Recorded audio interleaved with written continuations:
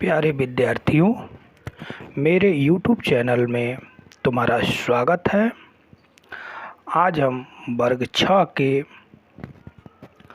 प्रथम अध्याय के प्रश्नावली 1.3 को हल करेंगे। इसके पहले अन्य प्रश्नावलियों को हल किया जा चुका है अलग अलग वीडियो में।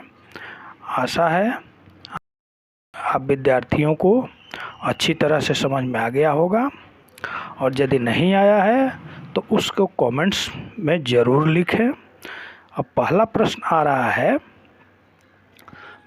पहला है व्यापक नियम का प्रयोग करते हुए निम्नलिखित में से प्रत्येक के योगफल का सन्निकटित मान बताइए।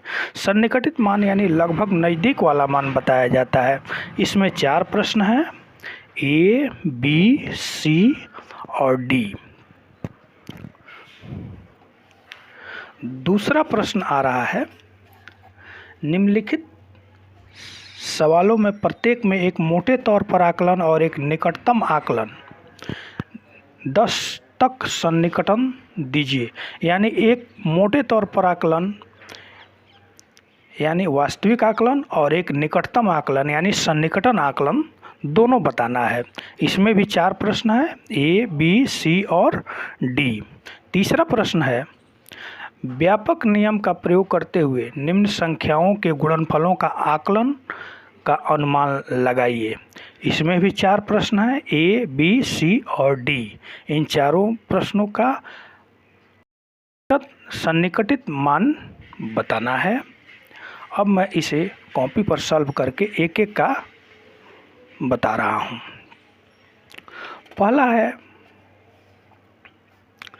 पहला का ए है 730 प्लस 998।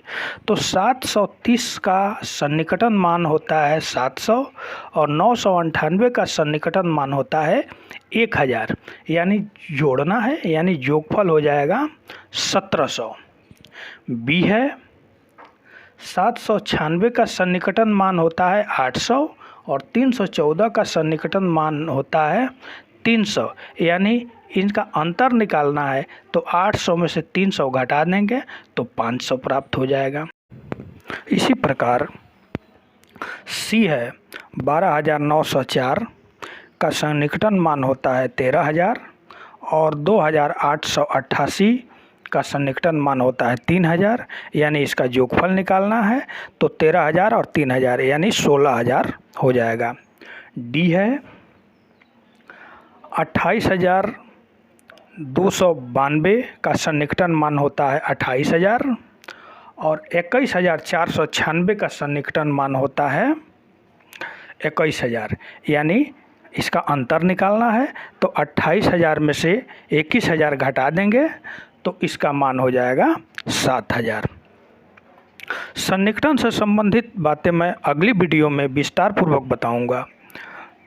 अगला प्रश्न है दूसरा का ए। दूसरा का ए में एक प्रश्न में 2 चीज़ ही निकालना है, मोटे तौर पर आकलन और निकटतम यानी सन्निकटन।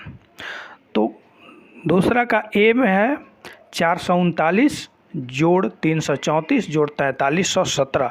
यानी इसका वास्तविक योगफल हो गया 5090 और सन्निकटन हो गया 5000। इसी प्रकार बी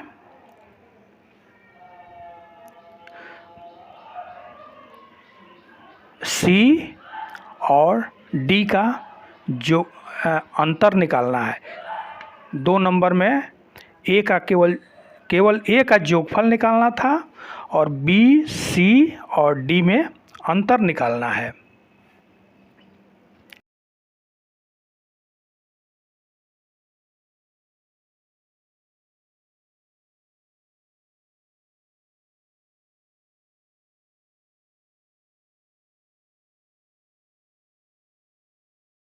अब तीसरा प्रश्न आ गया। तीसरा में ए है 578 का सन्निकटन मान है 600 और 161 का सन्निकटन मान है 200। यानी 578 गुणे 161 यानी 600 गुणे 200 यानी 1,20,000। अब तीसरा का बी आ गया। बी में है 5281 गुणे 3491। तो इसमें 5281 का सन्निकटन मान होगा 5000 और 3491 का सन्निकटन मान होगा 3000, अर्थात 5000 गुणे 3000 यानी 1,50,00,000।